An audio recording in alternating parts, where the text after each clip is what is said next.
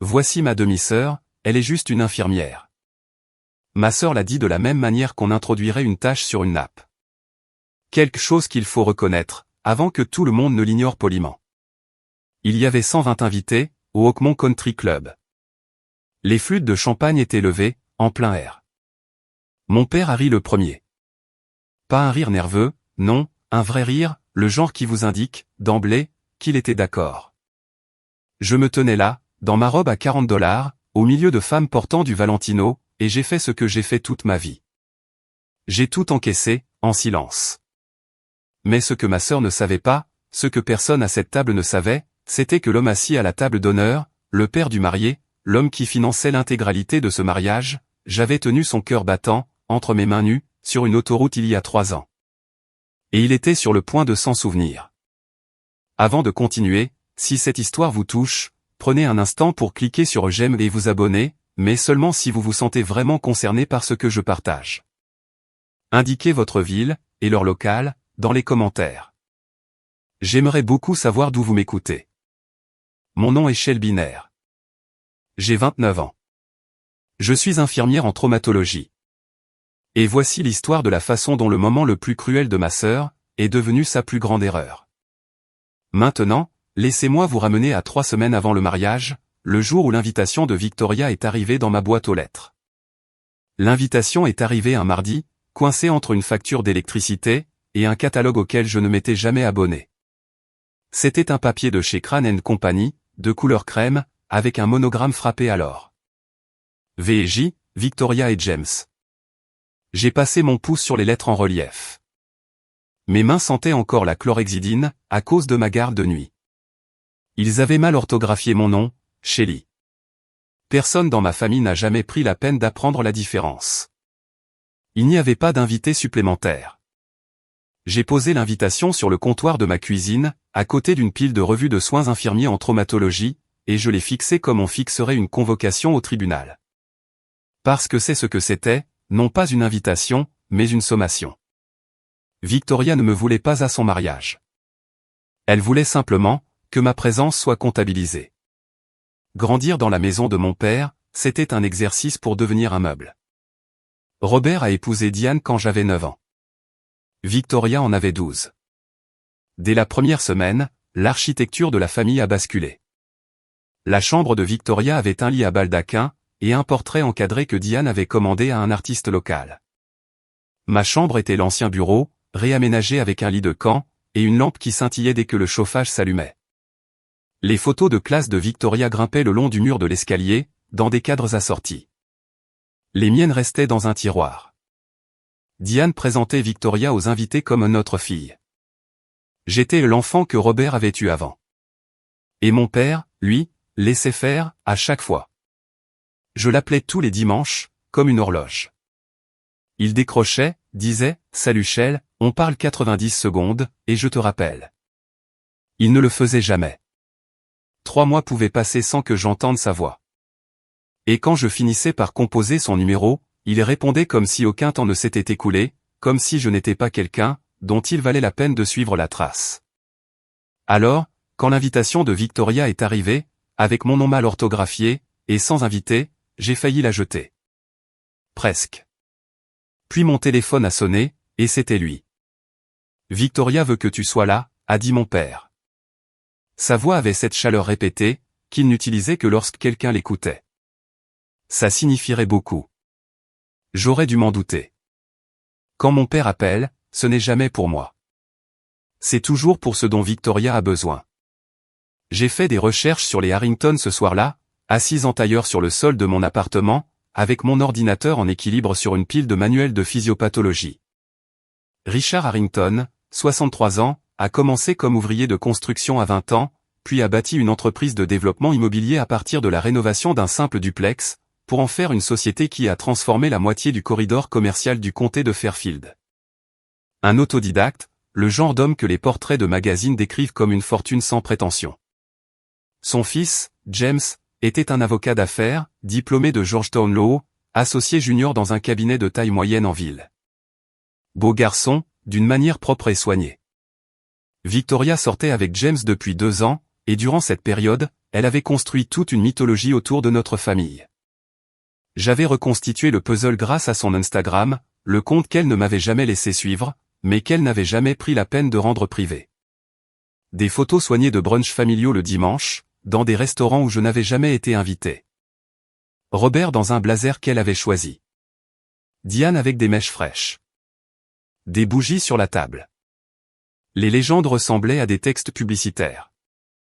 Rien ne compte plus que la famille. Les commentaires étaient un cœur, votre famille est un modèle, quelle bénédiction. Une photo avait reçu 47 mentions et j'aime. Je ne figurais pas sur un seul cliché. Robert gérait un magasin de bricolage à Milford. Victoria racontait au Harrington qu'il travaillait dans l'industrie de la quincaillerie. Diane s'occupait autrefois de petits événements de quartier, des gâteaux et des plats réchauds, et Victoria l'avait reconditionné en quelqu'un qui dirigeait sa propre entreprise de traiteur. Tout, dans notre famille, était une rénovation, une nouvelle couche de peinture posée sur des montants pourris. J'ai appris plus tard, de la bouche de James lui-même, que Victoria avait donné une instruction spécifique au Harrington à mon sujet. Je l'ai entendu dire à Diane, au téléphone, la semaine précédant le brunch, nous avons besoin d'elle pour la photo de famille. Après cela, faites en sorte qu'elle reste invisible. Le mot a atterri comme un coup de poing fermé. Invisible.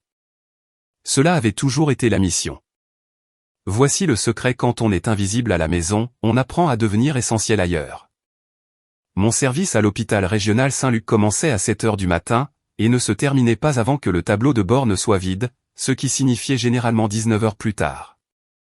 Cette semaine-là, la semaine précédant le brunch pré-mariage de Victoria, j'ai enchaîné 4 gardes de 12 heures, 3 arrêts cardiaques, et un traumatisme pédiatrique auquel je pense encore quand le service devient calme. Un homme de 60 ans, dont le cœur s'est arrêté dans la salle d'attente. J'avais les mains sur sa poitrine avant même que le chariot de réanimation n'arrive, et il est ressorti 5 jours plus tard, emportant des fleurs pour sa femme. Personne à Saint-Luc ne se souciait de savoir qui ma demi-sœur allait épouser. Il se souciait de savoir si mes lignes de perfusion étaient propres, et si mes évaluations étaient précises. Le docteur Hélène Marsh, la responsable qui dirigeait nos urgences comme un capitaine de sous-marin, m'avait nominé pour le prix d'excellence en soins infirmiers l'année précédente. J'avais gagné. La plaque se trouvait dans mon casier, au travail. Je ne l'ai jamais rapportée à la maison. Je n'ai jamais posté à ce sujet. Je ne l'ai jamais dit à ma famille. La seule fois où j'ai essayé, la seule fois où j'ai mentionné à Victoria que j'avais été nominé pour quelque chose, elle a penché la tête et a souri. C'est mignon. Est-ce qu'il donne de vrais prix aux infirmières? Diane avait ri depuis la cuisine. Robert n'avait rien dit, alors j'ai cessé de partager. J'ai laissé mon travail exister là où il comptait, dans les dossiers des patients, dans les résumés de sortie, et dans le signe de tête silencieux d'un chirurgien qui savait que j'avais remarqué un détail qui lui avait échappé. Le cas le plus important de ma carrière s'était produit 3 ans plus tôt. Un semi-remorque s'était mis en portefeuille sur l'autoroute I-95, pendant une tempête de pluie. Plusieurs véhicules étaient impliqués. Je rentrais chez moi après un double service quand je suis tombé sur le site de l'accident. Ce qui s'est passé pendant ces 47 minutes sur cette autoroute a tout changé, mais j'y reviendrai. Aux urgences, personne ne vous demande ce que votre famille pense de vous. Ils ont juste besoin que vos mains soient fermes. Le brunch pré-mariage a eu lieu dans le domaine des Harrington, une demeure coloniale en pierre, sur 4 acres de terrain, avec une allée circulaire et des haies taillées si précisément qu'elle semblait architecturale. J'ai garé ma Honda Civic entre une Porsche Cayenne et une Mercedes classe S, et je suis resté assise dans la voiture pendant 2 minutes entières, les mains sur le volant, en me disant que ce n'était qu'un après-midi. À l'intérieur, tout sentait les pivoines fraîches, et la vieille fortune. Des traiteurs circulaient dans les pièces avec des plateaux en argent. Victoria s'était placée au centre du salon, magnétique, riant à une remarque de Margaret Harrington, sa main posée sur le bras de James comme si elle était née pour être là. J'avais besoin d'aller aux toilettes. Un serveur m'a indiqué un couloir qui passait devant ce qui s'est avéré être le bureau de Richard Harrington. La porte était ouverte. Je ne voulais pas m'arrêter, mais les murs m'ont captivé. Des étagères du sol au plafond, un bureau en bois de cerisier avec une carafe de quelque chose de couleur ambre. Du Macallan, j'apprendrai plus tard, âgé de 18 ans. Des prix d'excellence en affaires encadrés tapissaient les étagères, et au centre de tout cela, occupant une place plus importante que n'importe quelle récompense industrielle, se trouvait une photographie. Un homme dans un lit d'hôpital, avec des tubes d'oxygène, des ecchymoses sur la mâchoire. À côté du cadre, une petite carte manuscrite disait « À l'ange de Lille 95 ». À côté, un article de journal découpé du Fairfield County Register. Le titre, un homme d'affaires local survit à un terrible accident de la route grâce à une infirmière qui n'était pas en service. J'ai regardé la photo. Le visage de l'homme était gonflé, à moitié couvert de gaz. Je ne l'ai pas reconnu. Je traite des centaines de patients par an, et 3 ans, c'est long. Les visages s'estompent, les détails se dissolvent. J'ai jeté un coup d'œil à l'article, mais je n'ai pas lu plus loin que le titre. C'est alors que Richard Harrington est entré derrière moi. C'est mon 2e anniversaire, a-t-il dit, en désignant la photo du doigt. Le jour où quelqu'un m'a rendu la vie. J'ai souri poliment. C'est incroyable. Il m'a regardé, maintenant le regard un instant de plus que ce qui est confortable. Puis Margaret l'a appelé depuis le bout du couloir, et l'instant s'est brisé. Victoria est apparue à mes côtés. Arrête de déranger Monsieur Harrington, a-t-elle sifflé. Viens. Elle m'a entraîné loin de là, avant que je ne puisse dire un mot de plus. Les présentations du brunch ont eu lieu dans le jardin, sous une pergola lourde de glycine. Victoria s'y déplaçait comme une attachée de presse, posée, efficace, chaque phrase polie jusqu'à briller. Ma mère Diane, elle dirigeait sa propre entreprise de traiteur avant de prendre sa retraite. Diane rayonnait. Richard a hoché la tête, impressionné. Mon beau-père, Robert, il travaille dans l'industrie de la quincaillerie depuis plus de 20 ans. Robert a ajusté son blazer emprunté, et a serré la main de Richard trop fermement. Puis, Victoria est passée au groupe d'invités suivant, sans s'arrêter. Elle m'a complètement ignoré. Je me tenais à 1 mètre d'elle, avec un verre d'eau pétillante à la main, et elle a pivoté son corps comme si j'étais un pilier. Margaret Harrington l'a remarqué. Elle a tendu la main vers moi. Et qui est-ce? Le sourire de Victoria s'est crispé, à peine. De la même façon qu'une couture tire avant de craquer. Oh, c'est Shelby. Elle est dans le coin. Margaret m'a regardé avec une curiosité sincère. Que faites-vous, Shelby? Avant que je ne puisse répondre, Victoria est intervenue. Elle travaille dans un hôpital, à un certain titre. J'ai croisé le regard de Margaret. Je suis infirmière diplômée aux urgences de l'hôpital régional Saint-Luc. Les sourcils de Margaret se sont levés. Les urgences, cela doit être incroyablement exigeant. La main de Victoria s'est posée sur le bras de Margaret, la redirigeant comme un gouvernail. Ça l'est. Quoi qu'il en soit, Margaret, je voulais vous montrer les maquettes florales pour les centres de table.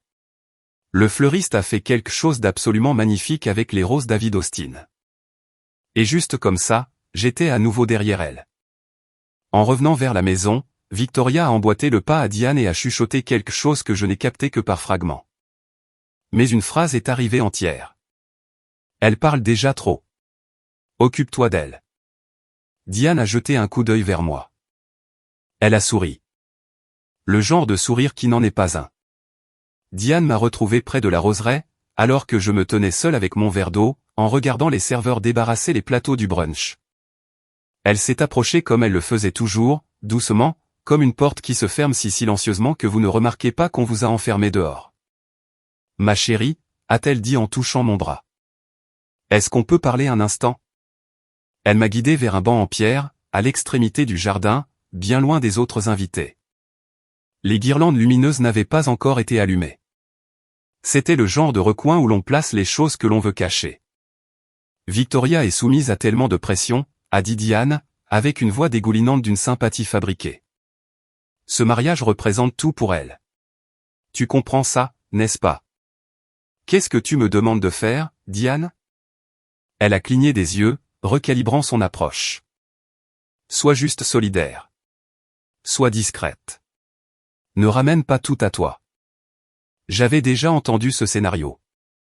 À Thanksgiving, quand Victoria a annoncé ses fiançailles, et qu'on m'a dit de ne pas gâcher l'instant en mentionnant ma nomination pour le prix d'excellence infirmière. Au 60e anniversaire de Robert, quand Diane a suggéré que je fasse une apparition rapide, puis que je m'en aille, pour que le photographe puisse n'avoir que la famille proche. À ma propre remise de diplôme universitaire, où Robert est arrivé en retard, a consulté son téléphone pendant toute la cérémonie, et est parti avant même que je ne monte sur scène, parce que Diane avait une migraine. J'étais toujours la chose qu'il fallait gérer, la variable à contrôler. Je t'entends, Diane, ai-je dit. Et c'était vrai. J'entendais chaque mot. Je suis retourné à l'intérieur, et j'ai appelé mon ami Priya depuis le parking de l'hôpital, assise sur le capot de ma Civic. Je ne sais pas pourquoi je suis venu, lui ai-je dit. Et puis, je l'ai entendu. La voix de Victoria, qui portait à travers une fenêtre ouverte. Elle était au téléphone avec quelqu'un. Et ce qu'elle a dit ensuite a tout changé. Non, j'ai dit au Harrington qu'elle avait des problèmes, des trucs émotionnels. Ils ne poseront pas de questions. Je suis resté assise là. J'ai entendu chaque mot. Et j'ai senti quelque chose dans ma poitrine se réorganiser. Pas se briser, mais basculer.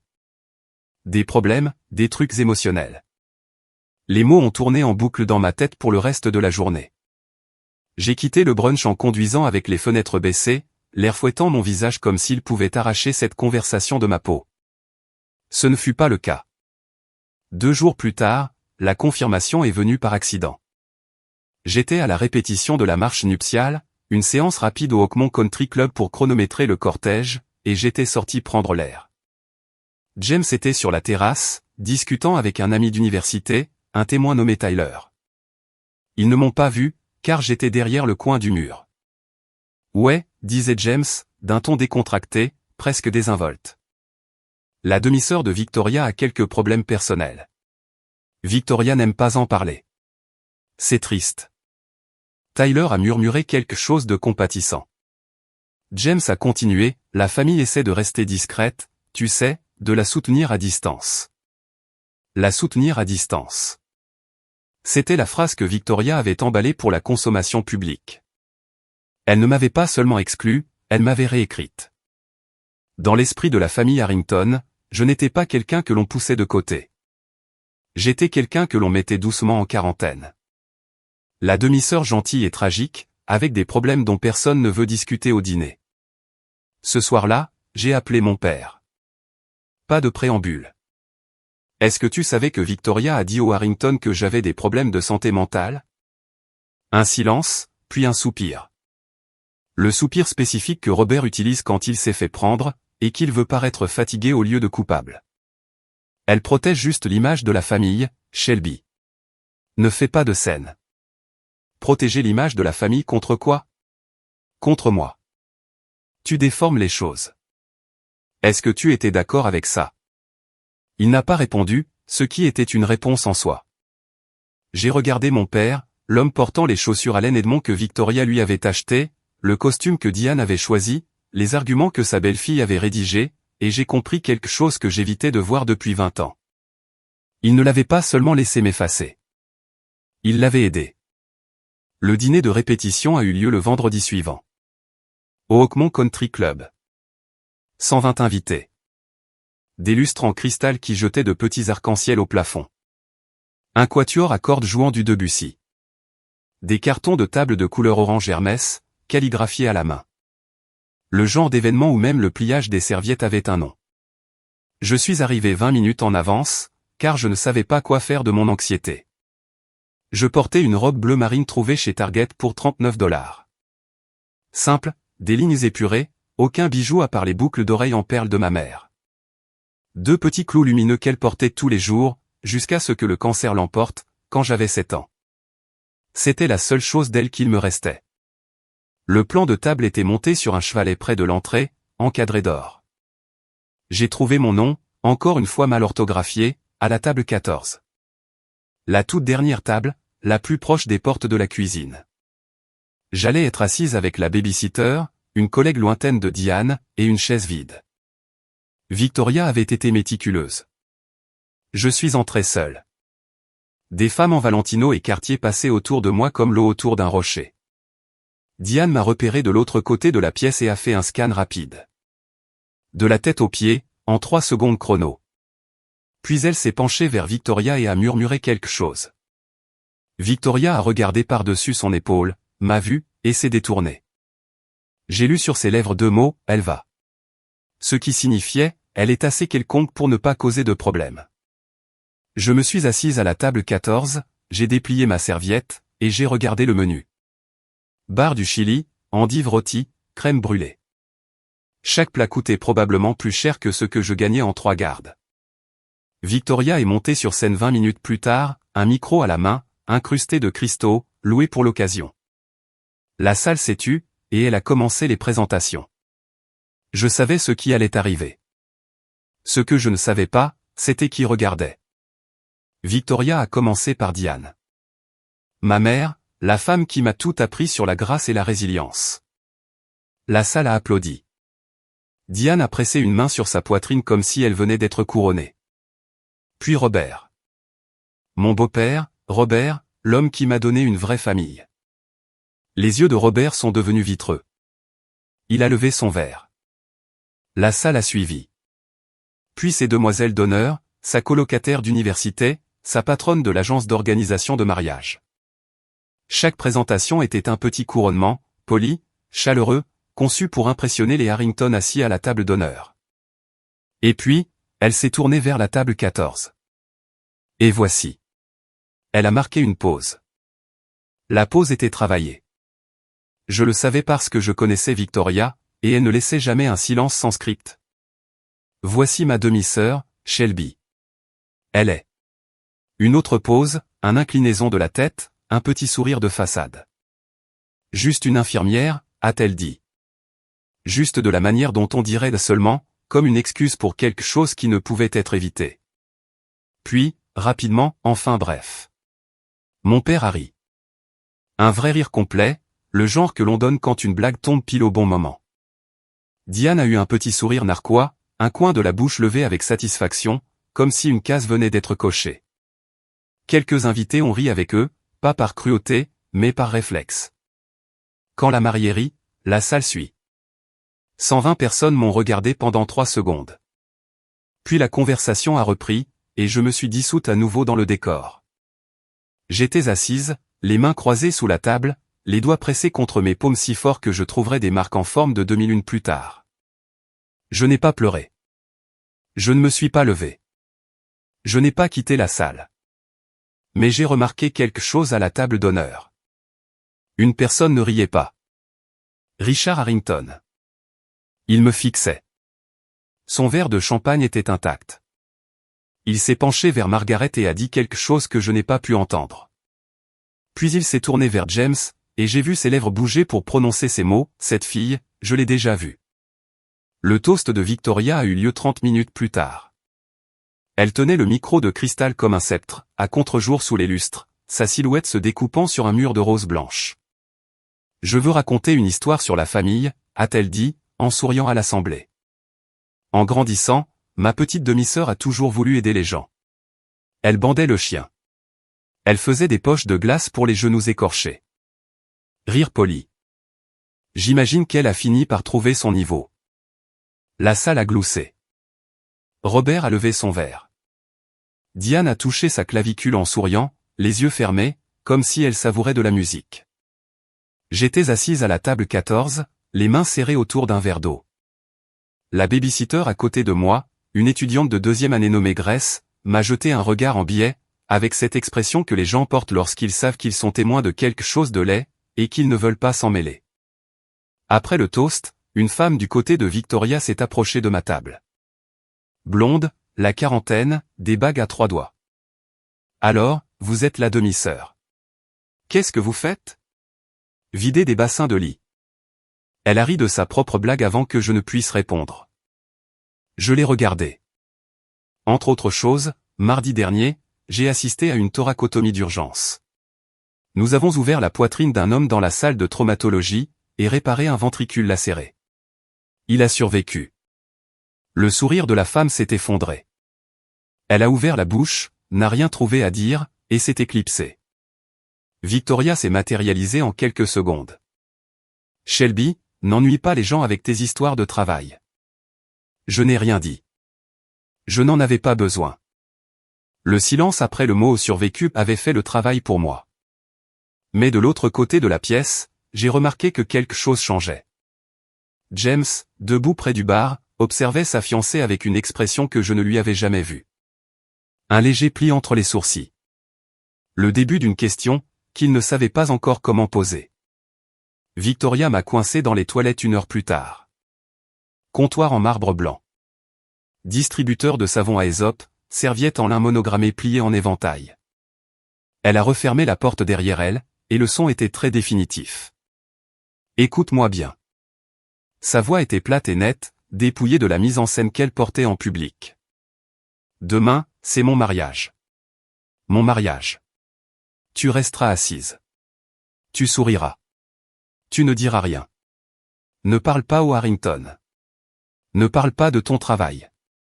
Ne parle pas, point final. J'ai croisé ses yeux dans le miroir au cadre doré. Pourquoi leur as-tu dit que j'avais des problèmes de santé mentale, Victoria? Elle n'a pas scié. Elle n'a pas nié. Je leur ai dit ce qu'ils avaient besoin d'entendre. Tu as menti à mon sujet. J'ai géré le récit. Tu crois que les Harrington accepteraient cette famille telle qu'elle est, un gérant de quincaillerie et une infirmière? Elle a prononcé l'infirmière comme on dirait une éruption cutanée. Je construis quelque chose ici. Ce mariage est le jour le plus important de ma vie. Ne le gâche pas. Tu me demandes de faire semblant que je n'existe pas. Je te demande de rester à ta place. Rester à ta place. 4 mots. Les 4 mêmes mots que ma famille me répétait de différentes manières depuis 20 ans, à travers des chaises vides, des noms mal orthographiés, des costumes empruntés et des photos recadrées. Victoria était juste la première à les dire tout haut. La porte s'est ouverte. Le visage de Diane est apparu, lisse et alerte. Tout va bien ici? Juste des histoires de sœurs, a dit Victoria avec légèreté. Elle a lissé sa robe, a ajusté son bracelet David Lurman, emprunté, je le savais, à une cliente. Diane a souri et a refermé la porte, scellant la conversation comme une lettre qu'elle aurait co-signée.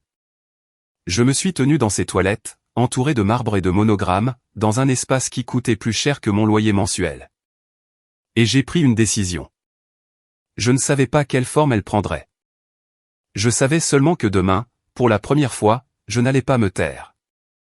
J'ai quitté le dîner de répétition tôt. Personne ne l'a remarqué.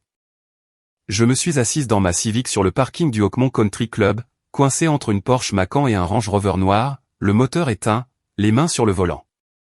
Le porte-clés qui disait les RN, infirmière diplômée, un cadeau de l'équipe des urgences après ma première année, a capté la lumière du lampadaire et a jeté un petit reflet sur le tableau de bord.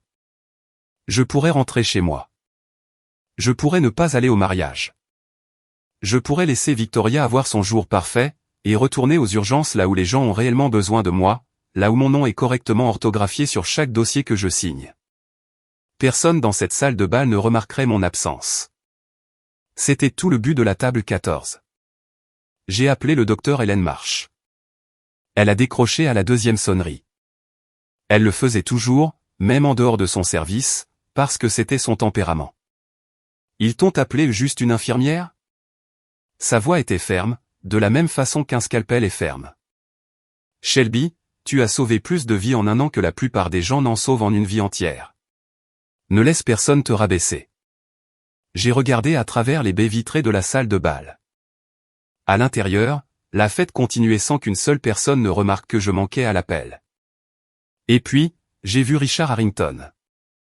Il se tenait seul au bar, un verre à la main, regardant à travers la même fenêtre que moi. Pendant un instant, nos regards se sont croisés à travers la vitre, le parking, et la distance entre ce que j'étais et ce qu'il pensait que j'étais. Puis mon téléphone a vibré. Un message d'un numéro que je ne connaissais pas. C'est Margaret Harrington. J'ai eu votre numéro grâce à la liste des invités. Je voulais juste dire que je suis heureuse que vous soyez là demain. Richard a posé des questions sur vous. Je l'ai lu 3 fois. Je ne comprenais pas pourquoi elle l'avait envoyé. Je ne le comprendrai que demain. Mais quelque chose dans ce message, quelque chose dans la façon dont elle avait écrit Richard a posé des questions sur vous, m'a dit de rester. J'ai démarré le moteur, mais j'ai conduit vers chez moi, pas pour fuir demain, mais pour m'y préparer. Vous savez, assise sur ce parking, j'ai failli partir. J'ai failli laisser Victoria gagner encore une fois. Et je pense que beaucoup d'entre vous connaissent ce sentiment, ce moment où votre main est sur le volant, et que vous vous demandez, est-ce que ça en vaut la peine?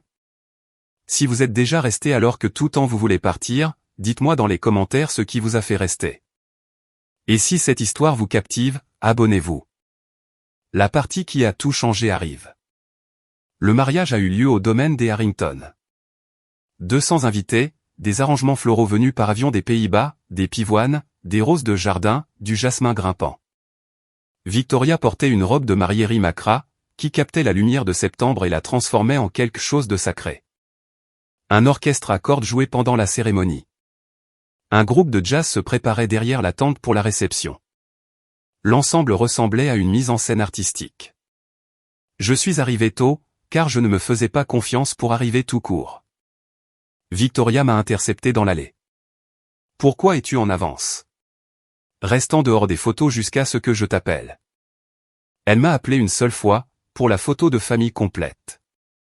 Le photographe m'a placé à l'extrémité, derrière l'épaule de Diane. Je verrai la photo plus tard. Mon visage était recadré sur chaque version que Victoria a postée. À la réception, j'ai trouvé ma place. Table 18, près de l'entrée de service. 2 des chaises à ma table étaient vides. Des invités qui ne s'étaient pas présentés. La nappe était légèrement froissée. Le centre de table avait moins de fleurs que les autres. J'avais été placé aussi près de l'invisibilité que la géométrie le permettait. Mais alors, Richard Harrington est apparu. Il faisait le tour de la salle, table par table, serrant des mains et remerciant les gens d'être venus. Quand il a atteint la table 18, il ne m'a pas serré la main. Il a tiré une chaise, et s'est assis. Vous savez, a-t-il dit, en faisant tourner lentement son verre. Il y a 3 ans, j'ai failli mourir sur l'île 95. Un camion a percuté ma voiture de plein fouet. J'étais coincé. Et pendant 47 minutes, avant qu'aucune ambulance n'arrive, une seule personne m'a maintenu en vie.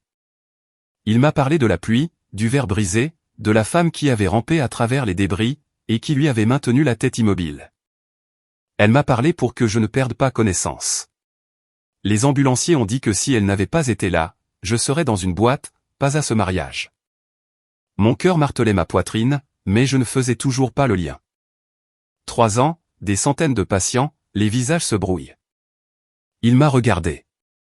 Je suis désolé. Vous me rappelez quelqu'un. Puis, quelqu'un a appelé son nom à l'autre bout de la tente, il s'est levé, m'a pressé l'épaule, et s'est éloigné.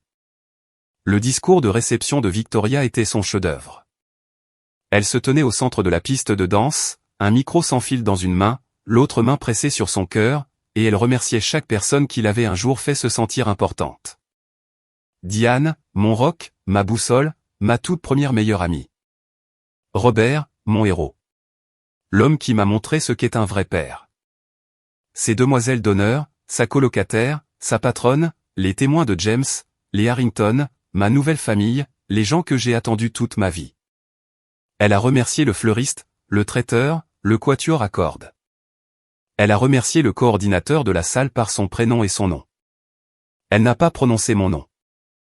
Pas une seule fois. Pas même en passant. 200 personnes ont applaudi. Diane a hoché la tête avec la satisfaction de quelqu'un qui voit un plan s'exécuter à la perfection. Robert a levé son verre. Personne n'a remarqué l'omission, parce qu'on ne peut remarquer l'absence de quelqu'un que si l'on savait qu'il était censé être là. Je me suis assise à la table 18 avec 2 chaises vides, et un centre de table qui commençait déjà à flétrir. Et j'ai écouté ma sœur remercier chaque personne dans son orbite, sauf moi. James s'est penché vers Victoria juste après. Tu n'as pas mentionné Shelby. Victoria a touché sa joue. Elle préfère que ce soit ainsi. Fais-moi confiance. Je suis allé aux toilettes, j'ai verrouillé la porte, je me suis regardé dans le miroir. Les perles de ma mère captaient la lumière de la coiffeuse. Mes yeux étaient secs, mon visage complètement calme. J'ai touché les boucles d'oreilles. Maman aurait appelé mon nom. Maman l'aurait appelé en premier. La porte s'est ouverte. Margaret Harrington est entrée. Elle m'a vu. Elle n'a pas fait semblant de ne pas m'avoir vu. J'ai remarqué que vous n'avez pas été mentionné, a-t-elle dit doucement. Est-ce que vous allez bien? J'ai l'habitude, ai-je répondu. Margaret a soutenu mon regard. Personne ne devrait avoir l'habitude de cela. J'ai trouvé mon père sur la terrasse, appuyé contre la balustrade en pierre, avec un verre de Macallan 25 versé au bar privé des Harrington, payé par l'argent des Harrington, servi dans le cristal des Harrington. Papa. Il s'est retourné. Il y a eu un éclair de quelque chose dans ses yeux. De la reconnaissance peut-être, ou le léger inconfort d'un homme qui sait qu'on va lui poser une question qu'il ne pourra pas éviter. Elle n'a pas prononcé mon nom devant 200 personnes. Robert a expiré par le nez. Shelby, ne fais pas ça ce soir. C'est le jour de Victoria. Quand est-ce que c'est mon jour, papa? Quand est-ce que ça l'a déjà été? Tu es dramatique. C'est exactement ce que Victoria dit à propos d'eux. Il s'est arrêté. À propos de quoi? Que je suis instable? Que j'ai des problèmes? Tu leur as dit ça, toi aussi, n'est-ce pas? Il a détourné le regard vers le jardin. Vers les guirlandes lumineuses enroulées autour des buis, vers n'importe quoi d'autre que moi. C'était sa réponse. C'était toujours sa réponse. Le regard fuyant, le silence, la retraite dans une sorte de distance privée où il n'avait pas à rendre de compte pour la fille qu'il avait cessé d'élever il y a 2 décennies. J'ai fini, ai-je dit. Il a tressailli. Pas fini avec ce mariage. Fini d'attendre que tu me vois. Je me suis détourné et j'ai marché vers la salle de bal. Il ne m'a pas rappelé. Il ne m'a pas suivi. Il est resté sur la terrasse, dans son costume emprunté, buvant son scotch emprunté, et il m'a laissé partir, de la même façon qu'il m'avait laissé partir chaque jour depuis qu'il avait épousé Diane. La douleur la plus vive, ce n'était pas d'être effacé par ma sœur. C'était de voir mon père choisir de l'aider à le faire. J'ai poussé les portes de la salle de bal, et je me suis arrêté. Richard Harrington était seul au bar, regardant son téléphone. Sur l'écran, je pouvais le voir d'où je me tenais, se trouvait un article de journal. Vieux, jauni, et il le fixait avec le genre d'attention qui précède la reconnaissance. Il a levé les yeux, m'a regardé, a posé son téléphone, et a commencé à marcher vers moi. Il s'est arrêté à 60 cm de moi. Son téléphone était toujours dans sa main, l'écran toujours allumé. Je pouvais voir le titre de l'article en biais, un homme d'affaires local survit à un terrible accident de la route. Le même article qui était encadré dans son bureau. Excusez-moi. Sa voix était prudente, contrôlée, comme celle de quelqu'un qui tient un objet fragile. Puis-je vous demander quelque chose? Où travaillez-vous il y a 3 ans? À l'hôpital régional Saint-Luc, ai-je répondu. J'y suis toujours. Aux urgences? Ce n'était pas une question. Oui. Étiez-vous sur l'île 95 cette nuit-là, le 14 novembre? Et c'était là. La date, l'autoroute, la nuit qui vivait dans mon corps depuis 3 ans. Dans mes mains, dans mes épaules, dans la façon dont je tressaille encore quand j'entends des pneus se bloquer sur une chaussée humide. Oui, ai-je dit. Ma voix s'est brisée pour la première fois de la soirée. Richard est resté très immobile. Ses yeux se sont remplis de larmes lentement, comme l'eau monte dans un bassin. Pas de façon soudaine, ni dramatique, juste constante et certaine. C'est vous, a-t-il dit. Monsieur Harrington, je. Vous m'avez tenu la tête pendant 47 minutes, sous la pluie. Vous m'avez parlé pour que je ne perde pas connaissance. Vous m'avez parlé des boucles d'oreilles en perles de votre mère, qu'elle les portait tous les jours, pour que j'aie quelque chose sur quoi me concentrer alors que je ne sentais plus mes jambes. Ma main est allée à mon oreille. Le clou en perles. Le clou de maman. Celui que je portais cette nuit-là sur l'autoroute. Celui que j'avais décrit à un inconnu piégé et ensanglanté, pour le garder ancré à quelque chose de doux, pendant que les sirènes étaient encore à des kilomètres. Le regard de Richard est descendu vers la boucle d'oreille. Sa mâchoire s'est contractée et sa voix s'est brisée. C'est bien vous. Puis, la voix de Victoria a résonné dans les haut-parleurs. Attention tout le monde. C'est l'heure de la danse père-fille. Richard a dû partir, mais il a pris ma main. Ses 2 mains autour des miennes, il a dit, ne partez pas, s'il vous plaît. J'ai quelque chose à dire ce soir. Pendant 3 ans, il m'avait cherché, et j'étais là, dans la famille de son fils, assise à la table 18. La danse père-fille s'est déroulée sous une canopée de guirlandes. Victoria et Robert se déplaçaient sur la piste au son de What a Wonderful World, et la salle a soupiré sur commande. Victoria a posé sa tête sur l'épaule de Robert et a souri pour le photographe. C'était une belle image. C'était toujours une belle image avec Victoria. Je me tenais près du bord de la tente et j'ai regardé Richard disparaître par une porte latérale. Il s'est absenté pendant 12 minutes. J'ai compté. Ce que j'ai appris plus tard, ce que Richard m'a raconté lui-même, c'est ceci: il est allé au bout du jardin, a sorti son téléphone, et a appelé l'hôpital régional Saint-Luc. L'opératrice de nuit l'a mis en relation avec les urgences. Le docteur Hélène Marsh était de garde. Je cherche des informations sur une infirmière en traumatologie nommée Shelby Nair, a dit Richard. Elle a été impliquée dans un accident à plusieurs véhicules sur l'île 95, le 14 novembre, il y a 3 ans. Le patient était Richard Harrington. Il y a eu une pause. Puis la voix d'Hélène, ferme comme toujours. Shelby était l'infirmière principale sur les lieux cette nuit-là. Elle vous a stabilisé pendant 47 minutes avant l'arrivée des secours. Elle a reçu une recommandation officielle de l'hôpital. Monsieur Harrington, honnêtement, elle vous a sauvé la vie. Pouvez-vous m'envoyer la lettre de recommandation par courriel? Je peux vous l'envoyer immédiatement. 3 minutes plus tard, le téléphone de Richard a vibré. Le courriel est arrivé du bureau de la directrice des soins infirmiers de Saint-Luc. En pièce jointe, une lettre de recommandation formelle signée par le chef de la chirurgie et le directeur de l'hôpital.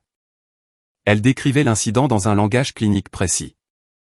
Shelby Nair, RN, BSN, a fait preuve d'un calme extraordinaire dans des conditions extrêmes, stabilisant un patient gravement blessé souffrant d'un traumatisme suspecté de la colonne cervicale. En utilisant une stabilisation manuelle pendant 47 minutes sous des conditions météorologiques défavorables. Richard l'a lu 2 fois, a fermé le courriel, et a appelé Margaret. J'ai besoin du micro après les toasts, a-t-il dit. J'ai une annonce à faire. Margaret a marqué un temps d'arrêt. Quel genre d'annonce? Le genre d'annonce que cette famille a besoin d'entendre. Je suis retourné à la table 18. La piste de danse était pleine maintenant. Victoria rayonnait, tournoyant avec James, puis avec Robert, puis avec un témoin. La salle gravitait autour d'elle. Diane photographiait tout, organisant la soirée en temps réel. Je me suis assise seule avec les chaises vides, le centre de table dégarni, et mon reflet dans la lame d'un couteau de table. Les boucles d'oreilles en perles me renvoyaient leur image, 2 petits points lumineux dans toute cette obscurité. C'est alors que Margaret Harrington s'est assise à côté de moi. Elle ne s'est pas annoncée, elle n'a pas fait de scène. Elle a simplement tiré la chaise à côté de la mienne, à la pire table de la salle, a posé son sac sur la nappe, et s'est installée comme si elle avait choisi ce siège exprès. Son châle Loro Piana drapé sur le dossier de la chaise était discret, coûteux, calme comme l'est la vraie fortune. Nous sommes restés assis en silence un moment. Puis elle a parlé. Richard m'a raconté pour l'autoroute. Je l'ai regardé. Il se souvient de plus de choses que ce à quoi je m'attendais. Il se souvient de tout. Il parle de cette infirmière à chaque Thanksgiving. Chaque année. Elle a croisé ses mains.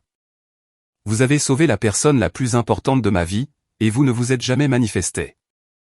Je ne l'ai pas fait pour la reconnaissance, Madame Harrington. Je l'ai fait parce que j'étais là, et que je savais quoi faire. Je sais, a-t-elle dit. C'est exactement pour cela que vous le méritez. Une pause. Le groupe de jazz est passé à un morceau plus lent. Qu'est-ce qu'il va faire, ai-je demandé. Margaret m'a regardé avec une expression que je n'avais pas vue diriger vers moi depuis très longtemps. Quelque chose proche d'une protection maternelle. Ce qu'il aurait dû faire s'il vous avait trouvé plus tôt. Elle a tendu la main et a couvert la mienne. Et je l'ai laissé faire, parce que pour la première fois de la soirée, quelqu'un était assis avec moi parce qu'il le voulait. Margaret Harrington, une femme qui possède plus que ce que la plupart des gens verront jamais, a choisi de s'asseoir à ma table vide. Et à ce moment-là, j'ai compris quelque chose. Le respect n'a rien à voir avec l'endroit où l'on vous assoit. Il s'agit de savoir qui choisit de s'asseoir avec vous. Maintenant, la suite de cette histoire. J'en ai encore des frissons en la racontant. Si vous voulez entendre ce que Richard a dit à cette assemblée, assurez-vous d'être abonné et continuez de regarder. Les toasts se sont terminés. Le groupe de jazz a posé ses instruments. Le maître de cérémonie s'est avancé, a ajusté son micro, et a souri. Mesdames et messieurs, le père du marié aimerait dire quelques mots. Applaudissements. 200 chaises ont bougé alors que les gens se tournaient vers la scène. Richard Harrington est entré sous le projecteur, ressemblant à un homme qui avait attendu 3 ans ce moment précis.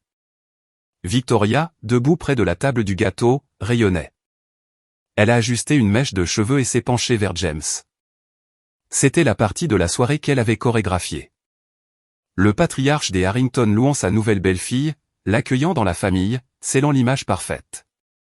Richard a empoigné le micro, et il n'a pas souri.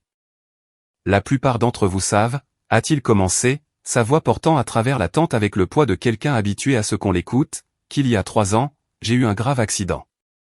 Un semi-remorque s'est mis en portefeuille sur l'I-95 pendant une tempête de pluie. Il a percuté ma voiture de face. Ma porte a été écrasée vers l'intérieur. Mes jambes étaient coincées. La colonne de direction était contre ma poitrine. La salle est devenue silencieuse. Même les serveurs se sont arrêtés. Pendant 47 minutes, avant toute ambulance, tout secouriste, tout outil de désincarcération, une seule personne m'a maintenu en vie. Une femme. Elle a rampé à travers les débris, a maintenu ma tête et mon cou immobile pour que ma colonne vertébrale ne se sectionne pas, et m'a parlé pendant les 47 pires minutes de ma vie. Il a marqué une pause, a regardé l'assemblée. Victoria souriait toujours, mais son sourire s'était figé. Elle n'était plus sûre de la direction que prenait ce discours. Je ne l'ai jamais retrouvée, a continué Richard. L'hôpital refusait de donner son nom. Règlement sur la protection de la vie privée. J'ai cherché. J'ai engagé des gens pour chercher. J'ai créé une fondation en son honneur. Pendant 3 ans, je l'ai appelé l'ange de l'I-95. Il a pris une inspiration. Ce soir, je l'ai trouvé. La salle ne respirait plus. Richard s'est tourné et a regardé directement vers la table 18. La femme qui m'a sauvé la vie, a dit Richard, et sa voix était maintenant empreinte d'une émotion contenue, est assise juste ici, à la table 18. 200 têtes se sont tournées. 200 paires d'yeux ont atterri sur moi. La fille dans la robe bleu marine, à la pire table. Celle avec le centre de table dégarni et les 2 chaises vides. Son nom est Shelby Nair. Silence. Un silence physique absolu. Le genre où l'on peut entendre les glaçons fondre dans les verres. La voix de Richard n'a pas tremblé. Il y a 20 minutes, la femme qui se tient à mes côtés sur cette scène a présenté Shelby comme juste une infirmière. Il s'est tourné lentement vers Victoria. Son sourire avait disparu. Son visage avait pris la couleur des nappes. Laissez-moi vous dire ce que juste une infirmière signifie, a dit Richard, et sa voix est descendue dans un ton grave et incassable. Cela signifie être à genoux dans le verre brisé sous la pluie, à 23 heures. Cela signifie maintenir la tête d'un étranger immobile pendant 47 minutes pour que sa colonne cervicale ne se rompe pas. Cela signifie parler des boucles d'oreilles en perles de sa mère, celles qu'elle porte en ce moment même, pour garder un homme mourant conscient quand il n'y a plus rien d'autre à quoi se raccrocher. Il a levé son téléphone. L'écran faisait face au public. Le courriel de Saint-Luc. La lettre de recommandation, le sceau de l'hôpital. Ceci vient du centre médical Saint-Luc. Une recommandation formelle signée par le chef de la chirurgie et le directeur de l'hôpital. Elle stipule que Shelby Nair a fait preuve d'un calme extraordinaire dans des conditions extrêmes, et qu'elle a été l'unique responsable de ma stabilisation jusqu'à l'arrivée des secours. Quelqu'un à une table du milieu a commencé à applaudir, puis un autre, puis une vague s'est levée du fond de la salle, balayant tout vers l'avant jusqu'à ce que presque chaque personne sous la tente soit debout. Victoria est restée figée sur la scène. Robert avait posé son verre et me fixait avec une expression que je ne lui avais jamais vue. Quelque chose entre la honte et l'admiration, comme s'il regardait une étrangère qu'il aurait dû connaître. James s'est tourné vers Victoria. Sa voix était calme, mais dans le silence, elle apportait, « Tu m'as dit qu'elle avait des problèmes de santé mentale. Tu m'as menti. » L'ovation debout s'est transformée en un souffle retenu. Tous les regards étaient sur Victoria. James se tenait à 1 mètre d'elle, les bras le long du corps. « Est-ce que tu as dit au Harrington que Shelby était mentalement instable ? Les mains de Victoria ont volé vers son collier. Un geste nerveux que je reconnaissais depuis l'enfance. Celui qu'elle déployait quand un mensonge était sur le point d'éclater au grand jour. James, ce n'est pas le moment. Réponds-moi. La tente était devenue un tribunal. 200 témoins, aucune objection. Victoria a essayé de sourire. Il est sorti de travers, trop large, trop brillant. Le réflexe social d'une femme qui avait passé sa vie entière à jouer la comédie. J'essayais juste de garder les choses simples. Margaret Harrington s'est levée de la table 18. Sa voix était calme, cultivée, et absolument dévastatrice. Simple. Vous avez menti à notre famille à propos de la femme qui a sauvé la vie de mon mari. Vous avez fabriqué une condition mentale pour pouvoir la cacher au fond de la pièce. Robert a fait un demi-pas en avant. N'exagérons pas les choses. Richard l'a coupé sans élever la voix. Robert, avec tout mon respect, votre fille a inventé une histoire sur la santé mentale de votre autre fille pour manipuler ma famille. Ce n'est pas une question d'exagération. C'est une question de caractère. Les yeux de Victoria se sont mouillés. Des larmes ont coulé. Pratiqué, rapide. Le genre qui apparaît sur commande. Diane a bougé vers elle, tendant la main. Mais Victoria a repoussé la main de sa mère, et sa voix s'est brisée dans un cri brut, « C'est sa faute à elle », a-t-elle dit en me pointant du doigt. Elle aurait dû rester invisible. Un hoquet de surprise a parcouru la salle comme le vent dans les rideaux. 200 personnes l'ont entendu.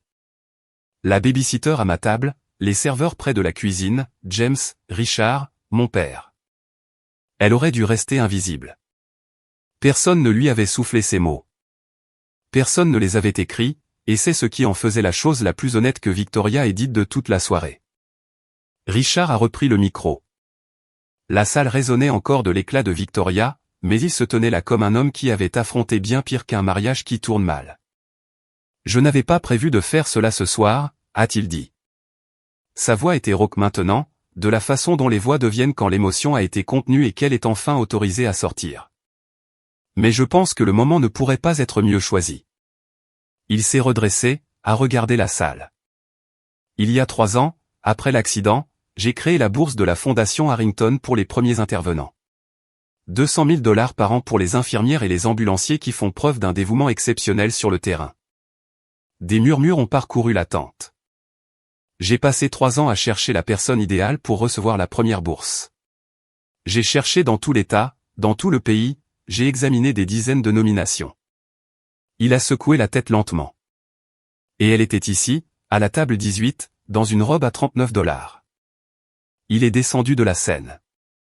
Le projecteur l'a suivi, la même lumière qui avait éclairé la robe à 12 000 $ de Victoria, suivait maintenant un homme de 63 ans marchant vers le fond de la salle. Il s'est arrêté à ma table, a tendu la main. Shelby Nair, au nom de la Fondation Harrington, j'aimerais vous inviter officiellement à être la première récipiendaire de cette bourse. Elle financera votre certification avancée en soins infirmiers de traumatologie, votre formation continue, et tout ce dont vous aurez besoin pour continuer à faire ce que vous faites. Je me suis levé. Mes jambes étaient chancelantes, mais mes yeux étaient secs. J'ai pris sa main. La salle s'est levée avec moi. 200 personnes. Une ovation debout qui a fait vibrer les poteaux de la tente. Richard s'est penché et a dit doucement, juste pour moi. Merci pour ma vie. Derrière nous, Victoria est restée sur la scène, seule sous le projecteur qui ne lui appartenait plus. Son mariage, ses invités, sa scène. Et la seule histoire que tout le monde retiendra de cette nuit, c'est celle qu'elle avait essayé d'effacer. Je n'ai pas sauvé Monsieur Harrington pour la reconnaissance. Je l'ai sauvé parce que c'est ce que font les infirmières. Mais je ne prétendrai pas que cela n'a pas d'importance que quelqu'un l'ait enfin vu. James a pris Victoria par le bras et l'a conduite à travers les portes vitrées vers la terrasse. Il n'a pas tiré, il n'a pas élevé la voix, mais sa main était ferme, et Victoria l'a suivi car, pour la première fois de leur relation, elle n'avait pas de script pour ce qui se passait. À travers la vitre, les invités pouvaient voir leur silhouette. Les bras de Victoria croisés. Les mains de James dans ses poches, puis dehors, passant dans ses cheveux. Le langage corporel d'un homme en train de recalculer tout ce qu'il pensait savoir. Des fragments de la conversation arrivaient par la porte entr'ouverte. Tu as dit à mes parents qu'elle était instable, disait James. Tu m'as fait croire que la propre demi-sœur de ma femme était quelqu'un à plaindre. Sur quoi d'autre as-tu menti? Tout ce que j'ai fait, c'était pour nous, James. Pour notre image. Notre image? Je t'ai épousé parce que je pensais que tu étais quelqu'un de bien. Mon père a failli mourir, et la personne qui l'a sauvé était assise au fond de notre mariage parce que tu l'y as mise. Elle n'est personne. Elle est la raison pour laquelle mon père a pu m'accompagner jusqu'à l'hôtel aujourd'hui. Elle est quelqu'un. Silence. Puis la voix de James, plus basse, mais portant toujours, voici ce qui va se passer. Tu vas présenter tes excuses à Shelby. Pas plus tard. Ce soir, devant les personnes qui t'ont vu l'humilier. James. Et lundi matin, nous appellerons un conseiller conjugal. Nous commençons la semaine prochaine. Tu ne peux pas être sérieux. Si j'apprends que tu as menti sur quoi que ce soit d'autre, absolument n'importe quoi, c'est fini entre nous. À travers la vitre, j'ai regardé la posture de Victoria changer. L'architecture confiante de sa colonne vertébrale s'est ramollie en quelque chose que je n'avais jamais vu chez elle, l'incertitude. Elle se tenait de l'autre côté de la vitre dans sa robe à $12 000. Et pour la première fois, l'armure ne tenait plus. Je n'ai pas cherché mon père. C'est lui qui m'a trouvé. J'étais sur le balcon à l'autre bout du domaine, loin du bruit, regardant le jardin où les guirlandes donnaient à tout un air de promesse. L'air de la nuit s'était rafraîchi, et je pouvais le sentir sur mes bras nus. Et cela ne me dérangeait pas, car au moins, c'était honnête. Shelby. Je me suis retourné. Robert se tenait dans l'encadrement de la porte, son costume emprunté tout froissé, son visage dévasté. Il ressemblait à un homme qui venait de regarder un bâtiment s'effondrer et qui réalisait qu'il s'était tenu dessus. Je ne savais pas, a-t-il dit. Pour l'autoroute? Pour Richard? Non, tu ne savais pas. Parce que tu n'as jamais posé de questions. Tu n'as jamais demandé ce qui se passait au travail. Tu n'as jamais demandé si j'allais bien. Tu n'as jamais rien demandé du tout. Je pensais maintenir la paix. Tu maintenais Victoria heureuse. Ce n'est pas la même chose. Il a essayé de parler, mais les mots se sont dissous avant d'arriver à sa bouche. Puis, il a pleuré. Mon père de 58 ans, debout sur le balcon d'un milliardaire, dans un costume que sa belle-fille lui avait acheté. Pleurant comme s'il venait de réaliser que la maison était déjà en feu lorsqu'il avait arrêté de vérifier les détecteurs de fumée. Je ne l'ai pas pris dans mes bras. Je suis resté là où j'étais. Je ne te hais pas, papa. J'ai juste arrêté d'attendre que tu sois mon père il y a bien longtemps. Est-ce que je peux réparer ça? Je ne sais pas. Mais tu ne peux pas le réparer en pleurant au mariage de Victoria pour redevenir comme avant le lundi. Il a essuyé son visage du revers de sa main. Victoria m'a dit que tu serais plus heureux si nous gardions nos distances, et je l'ai cru. Parce que c'était plus facile. C'était là. 20 ans d'abdication résumés en une seule phrase. Il n'avait pas été trompé. Il s'était porté volontaire. Je n'ai pas besoin de tes larmes, papa. J'ai besoin que tu te souviennes de ce sentiment un mardi ordinaire, quand Victoria te demandera à nouveau de faire semblant que je n'existe pas. Il a hoché la tête. Je suis retourné à l'intérieur. Victoria est revenue dans la salle de bal 15 minutes plus tard. Son maquillage avait été retouché, mais ses yeux étaient rouges sous l'anticerne, et sa posture portait la raideur d'une femme qui venait de recevoir un ultimatum de l'homme qu'elle avait épousé 3 heures plus tôt. James marchait à ses côtés, sans la toucher. Présent, mais séparé. Elle a pris le micro, pour la 3e fois de la soirée. La première fois, elle avait présenté sa famille. La 2e fois, elle avait porté son toast. Cette fois, la salle savait ce qui l'attendait, et le silence était d'une espèce différente, expectant, judiciaire. Je dois des excuses à quelqu'un ce soir. Sa voix était ténue. Elle a balayé la salle du regard comme si elle cherchait une issue de secours. Elle n'en a trouvé aucune. Shelby, je n'aurais pas dû te présenter de la manière dont je l'ai fait. Je suis désolé. Elle s'est arrêtée. La salle attendait. On pouvait entendre les glaçons. Margaret a pris la parole depuis sa chaise. Sa voix était polie, précise et implacable, et les mensonges sur sa santé mentale? Le calme de Victoria s'est brisé. Une fracture visible, comme une fissure sur de la porcelaine. J'ai dit au Harrington des choses sur Shelby qui n'étaient pas vraies. Je suis désolé pour cela aussi. Les excuses ont atterri dans la tente comme une pièce de monnaie tombée dans une cathédrale. Petite, dure, résonnante. Ce n'était pas suffisant, et tout le monde le savait. Mais c'était tout ce qu'une nuit pouvait extraire. Je ne suis pas monté sur scène. Je ne l'ai pas serré dans mes bras. Je n'ai pas dit « je te pardonne ». Parce que le pardon n'est pas un réflexe. C'est une décision qui mérite du temps. J'ai croisé son regard de l'autre côté de la pièce, et j'ai hoché la tête une seule fois. C'était tout.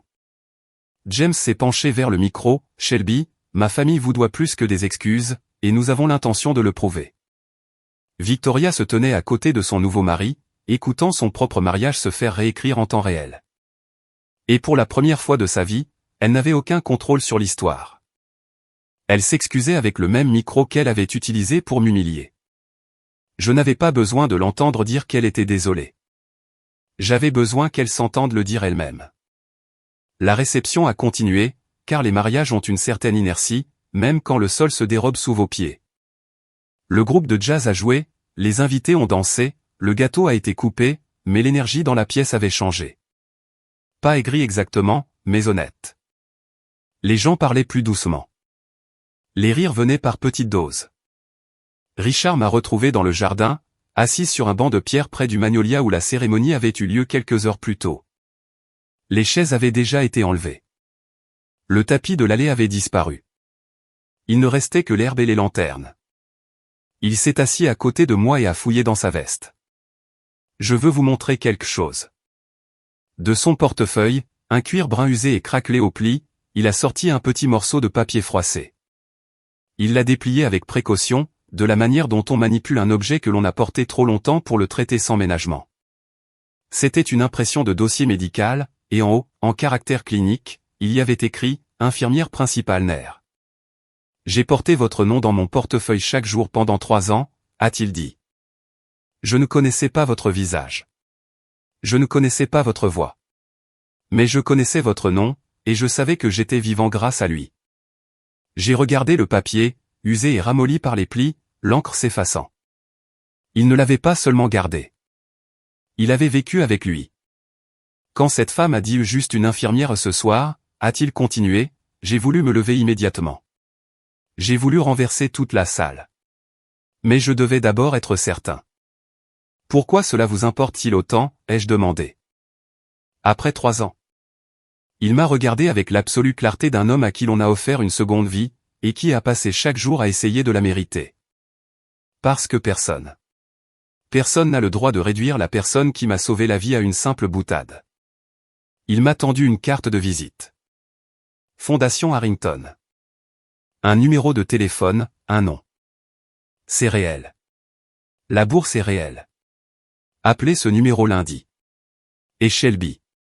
Si jamais vous avez besoin de quoi que ce soit, absolument n'importe quoi, appelez-moi. J'ai pris la carte, et j'ai tenu ce morceau de papier usé avec mon nom dessus, et j'ai laissé 3 ans de silence prendre enfin un sens. Une semaine plus tard, la poussière est retombée sur quelque chose de concret. La fondation Harrington a appelé le lundi matin, à 9 heures précises. Une femme nommée Claire, du bureau des subventions, m'a expliqué les détails. 200 000 $ destinés à ma certification avancée en soins infirmiers de traumatologie à l'université Johns Hopkins, plus les crédits de formation continue, plus une allocation pour les frais de congrès. Les formalités prendraient 2 semaines. L'annonce serait publiée sur le site web de la fondation. Mon nom, correctement orthographié, figurait comme la toute première récipiendaire. J'ai signé les formulaires sur la table de ma cuisine, en tenue de travail, avant une garde de 12 heures.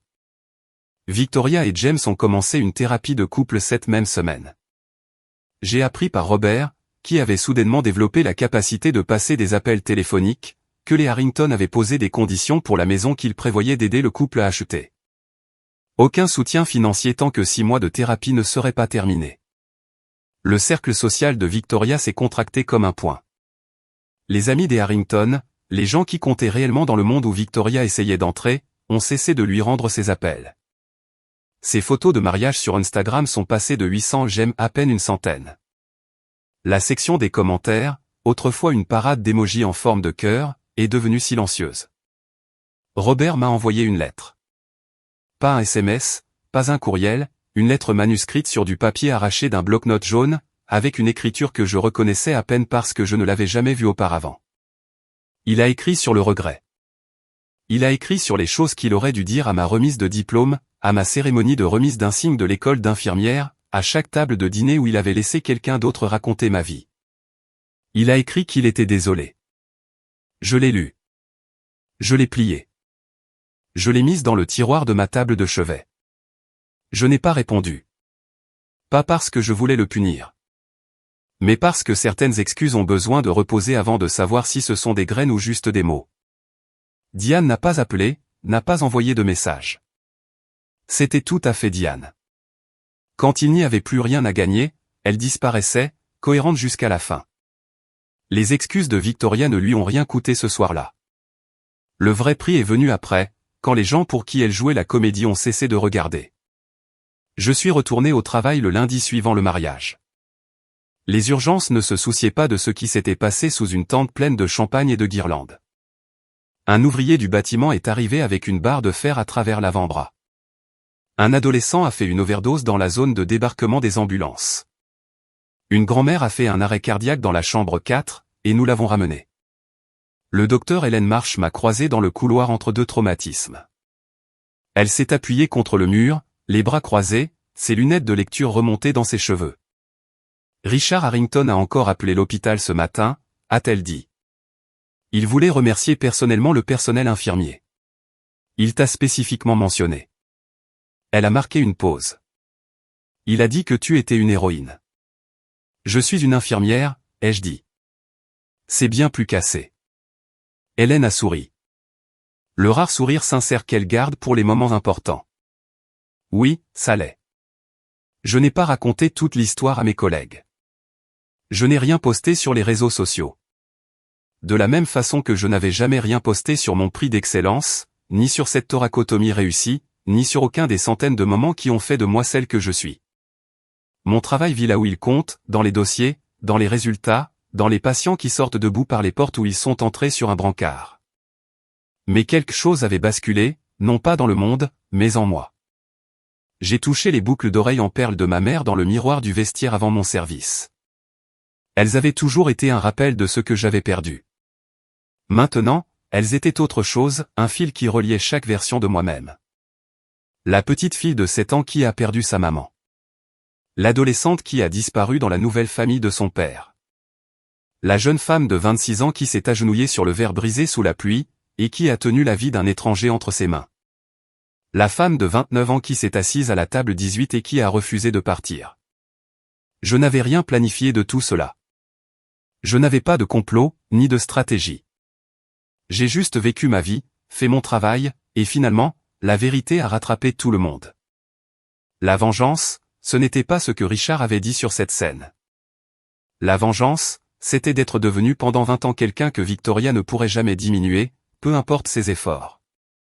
La vraie force n'est pas bruyante. C'est ce que l'on fait pendant 47 minutes sous la pluie, quand personne ne regarde. Si vous êtes assis à la table 18 dans votre propre famille, si quelqu'un vous a dit que votre travail, votre vie ou votre contribution est juste ceci ou cela, je veux que vous entendiez ceci, vous n'êtes pas l'opinion que votre famille a de vous. Vous n'êtes pas la pire table de la fête. Vous êtes ce que vous faites quand personne n'applaudit. La semaine dernière, j'ai reçu une carte par la poste. Du papier à lettres manuscrit de couleur crème, épais et lourd. C'était de Richard Harrington. C'était une invitation pour Thanksgiving. Notre table compte 12 places, avait-il écrit. Il y a une chaise avec votre nom dessus, correctement orthographié. C'était la première fois depuis des années que quelqu'un m'invitait à une table où je n'étais pas une réflexion après coup. J'ai fixé la carte sur mon réfrigérateur avec un aimant en forme de stéthoscope. Elle se trouve à côté de mon planning de travail et d'une photo de ma mère. Celle où elle rit, la tête renversée, ses boucles d'oreilles en perles captant la lumière. Je ne sais pas ce qui va se passer ensuite avec mon père. Je ne sais pas si Victoria va réellement changer, ou si elle va simplement apprendre à mieux cacher les parties d'elle-même qui ont été exposées. Je ne sais pas si Diane décrochera un jour son téléphone. Mais je sais une chose, je n'attends plus après aucun d'entre eux.